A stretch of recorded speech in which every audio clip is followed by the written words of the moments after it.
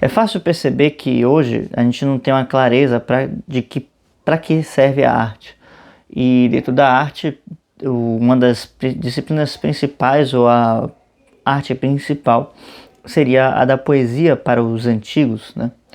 E eu vou tratar desse ponto porque isso é um tema muito recorrente na literatura filosófica e no que a gente fala de literatura clássica, né? Estou aqui na frente, né, da luz divina porque ela está atrapalhando aqui na minha gravação, mas espero que vocês consigam me ver e ouvir bem. Então, para os antigos, e isso fica muito claro nos textos de Platão, de Aristóteles, que há sempre uma citação de Homero para alguma situação ou algum exemplo ao qual Homero é citado como alguém, como algo que não que deva ser imitado exatamente, mas que deva ser as situações dos personagens, eles são tomados como exemplos, é isso que eu quero dizer, né? Para lembrar de um ponto, quando Aristóteles fala sobre o homem feliz, ele diz que um homem poderia ser muito virtuoso a não ser que acontecesse com ele o mesmo que aconteceu com Príamo, né? Ele ser muito virtuoso e consequentemente feliz, porque para Aristóteles a busca da virtude ia culminar na felicidade. Então ele fala que se fosse como Príamo ele não seria feliz. E aí, né, Príamo ele é tido como esse grande rei, um grande sábio também, mas que foi acometido de muitas desgraças no fim da sua vida. Essa história está lá escrita na Ilíada, né? Mas ok, o fato é que quando a gente vai, por exemplo, trabalhar os textos de Platão, você tem muitas citações dos tragediógrafos, né? Acho que ele fala muito sobre Sófocles, né, na República, e Eurípides também, se eu não me engano, se não me falha a memória, são esses dois, além do próprio Homero, né? E tudo isso tem um porquê, tem uma razão, e eu já falei sobre isso aqui algumas vezes, mas é importante ter essa ideia, né, em mente, porque a gente precisa resgatar esse sentido original de para que serve a poesia e qual a sua grande força, a sua grande potência, né? Então, é por isso, né? A palavra ela tem um grande poder e carrega esse poder da criação. Para poder, né, trabalhar isso, para poder exemplificar isso, né? A primeira passagem da Bíblia fala justamente sobre o vazio, né? O nada, né? O abismo, e que Deus disse: faça-se a luz. E quando ele fala, acontece. Não só na tradição bíblica ocidental, mas também para os hindus, o mundo é gerado a partir de um som e assim por diante. Existem várias tradições em que isso é da mesma forma. Agora não vou conseguir lembrar delas, mas se não me engano a celta é assim, a tradição celta. A egípcia também é assim. E esses exemplos todos servem para fortalecer o entendimento que inclusive importante, né? O som ele cria, né? Ele interfere no mundo ao nosso redor, inclusive nas nossas células, porque ele interage fortemente com a água, né? Porque o som tem essa qualidade ou essa propriedade, melhor dizendo, de alastrar-se e estar em dois lugares ao mesmo tempo, né? Tem muitas aspas. Que é justamente esse efeito, né, da simpatia, da mesma vibração, né? Que faz com que se esteja vibrando uniformemente no mesmo ambiente ou em um lugar amplo, né? E se diz que o som ele propaga eternamente no universo, sempre que todo som que a gente emite ele vai propagando sem um fim. E essas propriedades do som já seria o suficiente para a gente refletir um pouco sobre aquilo que a gente fala, né? E justamente a poesia vai nos trazer isso, essa qualificação das palavras, daquilo que a gente diz. Para quem não me conheceu fora do canal, né, não vai saber, mas eu sou uma pessoa, na verdade eu era, né, uma pessoa de muitos palavrões, né, o tempo todo, né, e isso fazia com que eu estivesse o tempo todo extravasando um estado de ânimo, né? Eu usava os palavrões de uma forma para poder arrefecer certas tensões, né? E simplesmente era uma ira grande que me tomava todo momento. Eu ia falando, né? Já fiz um vídeo sobre a ira aqui no canal. Ia soltando, né, os palavrões e tal. E uma das grandes coisas que me fez pensar sobre isso, sobre a necessidade de conter essas coisas, sem uma finalidade muito clara, né, porque é simplesmente soltar por soltar, é justamente essa busca dessa responsabilidade com aquilo que a gente fala. Então, a questão é que não é o palavrão por si que vai fazer com que a gente tenha essa ideia, mas eu estou dizendo que isso veio com a consequência de tomar uma consciência daquilo que eu ia falando, né? Não simplesmente falar as coisas de qualquer jeito, mas entender que tudo existe uma forma melhor de ser colocado, né? Eu ainda trabalho muito isso porque quando me toma uma emoção, principalmente de ira, os palavrões vêm assim um atrás do outro, né? Uma coisa muito, muito, muito perceptível, né? Mas não é o estado que eu busco desenvolver, muito menos no momento que eu estou escrevendo, né?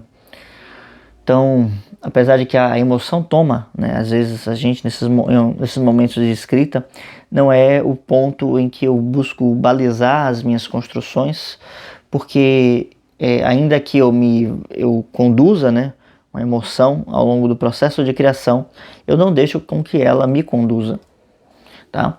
Então é um processo de desenvolvimento, de treinamento que é feito e desenvolvido a partir de um ponto de formação mesmo, né? É o caráter do poeta, né, do artista. O artista precisa desenvolver certos elementos, certas qualidades que vão fazer com que a sua expressão seja cada vez mais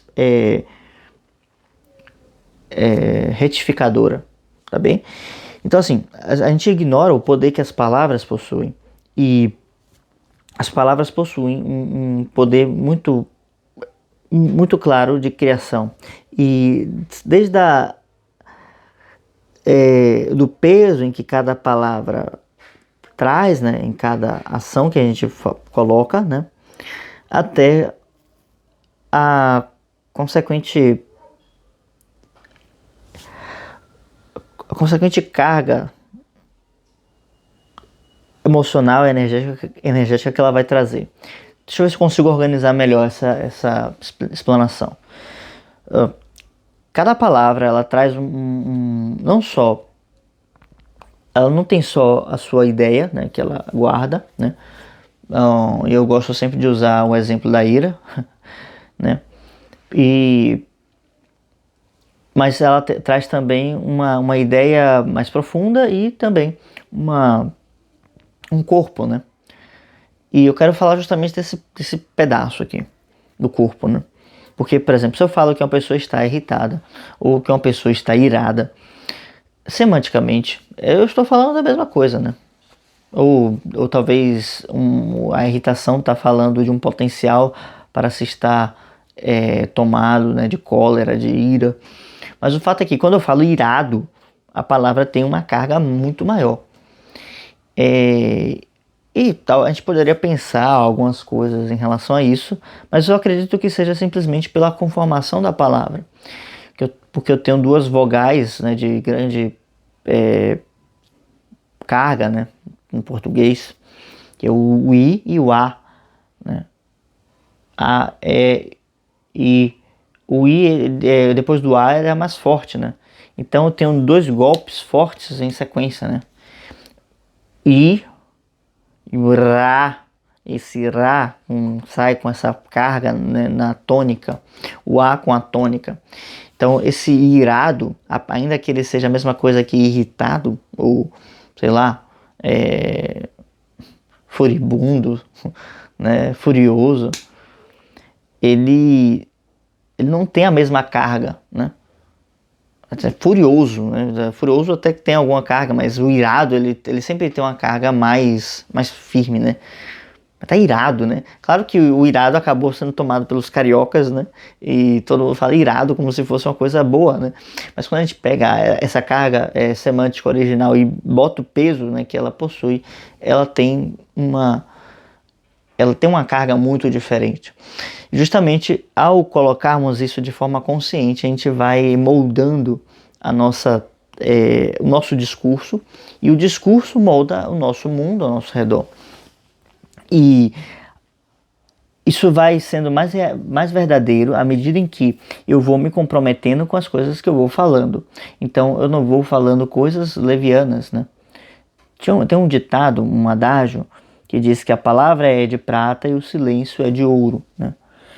E há muitas camadas nisso aí, mas uma coisa que a gente pode pensar simplesmente é que a palavra é de prata porque muitas vezes ela não se cumpre. Ela não é vista como algo a ser cumprido, eu não preciso me comprometer com a palavra. No mundo de hoje isso é muito mais, né? Uma outra coisa que a gente pode pensar é que o que a gente cala, né, é algo que não pode tirar da gente, ou seja, é o bem mais valioso que a gente possui. E no momento em que nós falamos algo, né, somos escravos disso, né? O homem é senhor do que cala e escravo do que diz. Esse processo de ir, né, calando certas coisas, e isso inclui certas críticas, certas coisas que muitas vezes a gente fala só para render assunto, ou porque a gente quer ouvir do outro um elogio, alguma coisa assim. Tudo isso vai drenando, de certa forma, a nossa energia, e a gente não direciona a nossa energia para o processo de criação do nosso eu, né? Eu acabei afastando um pouquinho, né, do que eu ia trazer, de justamente logo no início, né? Os escritores, os pensadores, né? Os poetas nessa época antiga tinham a plena consciência daquilo que eles estavam fazendo quando eles buscavam um discurso, seja ele uma comédia, uma tragédia ou uma narrativa em épicos, ou enfim, tinha algumas outras, agora não vou me lembrar os termos, né? Mas ele sabia exatamente qual efeito gerava cada palavra, e por isso ele pensava muito bem nas palavras que ele ia alocar em cada momento. E justamente a união perfeita disso é que consiste a arte, né, do poeta, onde o corpo, né, da palavra vai encontrar também uma certa musicalidade interna, ou enfim, que seja própria, né, daquele povo, daquela sociedade, daquela civilização, e que vai com isso transmitir uma mensagem, uma ideia muito clara, certo? E tanto é assim, né, que os heróis, né, ou os personagens das tragédias, eles vêm a sendo cantados e tomados de exemplos até os dias de hoje. Todo mundo em algum momento já ouviu falar, né, do Aquiles, que queria ter uma vida gloriosa, ainda que ela fosse curta, e que, assim como Aquiles, Alexandre o Grande ele queria ser como Aquiles. Todo mundo já ouviu falar de Ulisses, Odisseu, né, da sua trajetória, da sua odisseia. Hoje a gente fala isso, pô, isso é uma odisseia, porque a odisseia tem uma viagem de volta para casa que durou 10 anos. Né? Então, sendo que a maior parte desses 10 anos foi perdido, né? Sem saber para onde ia. A gente podia dizer perdendo tempo, né? Por que não? Porque ele não sabia o caminho, então ele estava perdendo tempo, né? Aí a gente pode dizer, ele estava perdendo tempo buscando encontrar o caminho. Ok, tanto faz. Quando a gente fala, por exemplo, hoje de complexo de Édipo, né? Ainda que isso seja uma interpretação bem rasa do que é o mito e a narrativa, né, da tragédia de Édipo, isso também se relaciona com esse modelo que a gente pega lá de trás, né, lá da tradição. Então, por que é assim? Não é simplesmente porque a história possui uma série de significados profundos, mas porque ela foi apresentada ou, de certa forma, embalada de uma maneira que ela fosse marcante. E essa marcação, é dada pela beleza, a beleza faz com que as coisas possam perdurar no tempo. E essa perduração no tempo faz com que a sua mensagem se prolongue. Ainda que ela seja uma mensagem muito dura, mas se ela for verdadeira e ela possuir essa beleza, ela possui longevidade. Então, os poetas dessa época, eles sabiam o que estavam fazendo e por isso os seus textos duraram o tempo que duraram. É só a gente pensar que devem ter tido muitos mais poetas, muito mais escritores naquela época do que nós possamos computar, mas como, né, já diziam os antigos, né, a história acaba por exaltar aqueles que têm um grande valor e por esquecer aqueles que são menores, né, vamos dizer assim, talvez que tivessem o mesmo conteúdo ou até mais, e que tivessem uma boa técnica, mas que não soubessem em preencher isso com a beleza apropriada, né? Isso aí que entra justamente o elemento arte da coisa. Então, isso tudo, né? Esse processo, esse dom da criação, ele é uma força que a gente desenvolve à medida em que a gente começa a conjugar o saber, a inteligência, a verdade com a arte, a beleza e o sentimento que a gente emprega nas coisas. E quando a gente começa a fazer isso com a maestria própria, né, do artista, isso faz com que a mensagem se perdure e ela possa alcançar cada vez mais pessoas, mais corações. Passagens de alguma peça, frases de alguma obra, elas são marcantes porque vêm carregadas dessa inspiração que muitas vezes não é uma coisa premeditada, mas que encontra o escritor quando está trabalhando. Então a palavra ela tem esse poder, carrega o dom da criação, e se você busca encontrar isso, busca desenvolver isso, esse aqui é o canal que a gente fala sobre essas coisas. Me acompanha no Substack, caso você tenha esse interesse, caso você conheça essa rede. Aqui nós temos também no link da descrição os links para o Clube do Livro, a oficina de escrita. Caso você não conheça o canal, se inscreva, né, deixa o like no vídeo, deixa um comentário, porque isso faz diferença aqui no nosso trabalho, tá bem? Eu imagino que eu tenha abordado tudo o que eu queria trazer e que a síntese, né, se resume a isso. A palavra precisa adequar bem aquilo que a gente quer transmitir. E a gente não deve ser leviano naquilo que a gente fala, nem nas nossas conversas mais cotidianas, né? Ainda que a gente caia muitas vezes nessa vulgaridade de falar qualquer besteira, isso a gente deve ir trabalhando aos poucos, né? Porque a arte deve fazer parte da nossa vida, deve se impregnar em nós e isso deve fazer essa mudança de dentro para fora, e não o contrário. E à medida que a gente vai se melhorando, ou seja, a gente vai criando novas possibilidades, novas formas de vida, a gente também vai trazendo isso para nossos textos, a gente vai criando isso artisticamente. Tá bem? Então, era isso por hoje. Se inscreva no canal. Até o próximo. Qualquer dúvida, deixa aí nos comentários. Tchau, tchau.